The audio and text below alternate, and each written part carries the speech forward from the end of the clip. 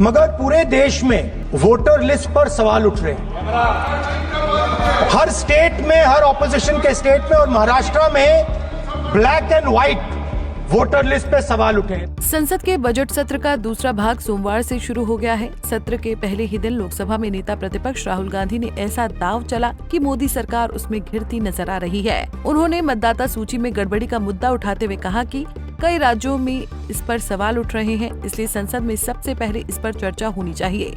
इस पर स्पीकर ओम बिरला ने कहा कि क्या वोटर लिस्ट सरकार बनाती है, जिस पर राहुल ने कहा कि आपने बिल्कुल सही बोला है कि वोटर लिस्ट सरकार नहीं बनाती है, लेकिन पूरे देश में इस पर सवाल उठ रहे हैं, खासकर विपक्ष शासित राज्यों में। स्पीकर सर,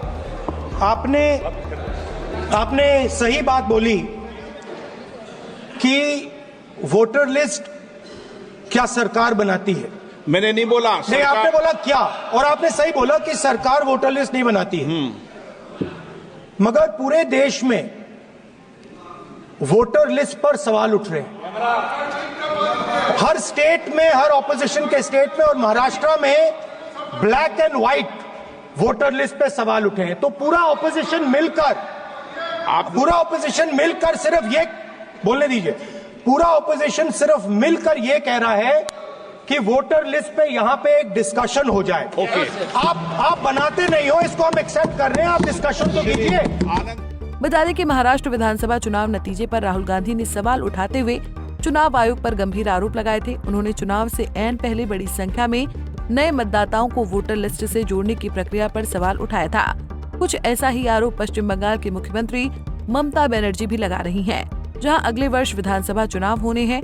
हालिया दिल्ली विधानसभा चुनाव के दौरान भी अरविंद केजरीवाल ने भी वोटर लिस्ट में गलत तरीके से नाम जोड़ने और काटने का आरोप लगाया था।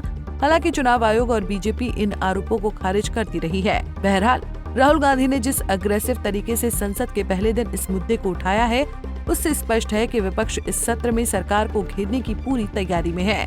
Bureau report, Punjab Kesari TV. हमसे जुड़े रहने के लिए हमारे YouTube चैनल को सब्सक्राइब करें और नई वीडियो की नोटिफिकेशन के लिए बेल आइकॉन को दबाएं। अगर आप ये वीडियो Facebook पर देख रहे हैं तो लाइक जरूर करें और ज्यादा से ज्यादा शेयर करें। धन्यवाद।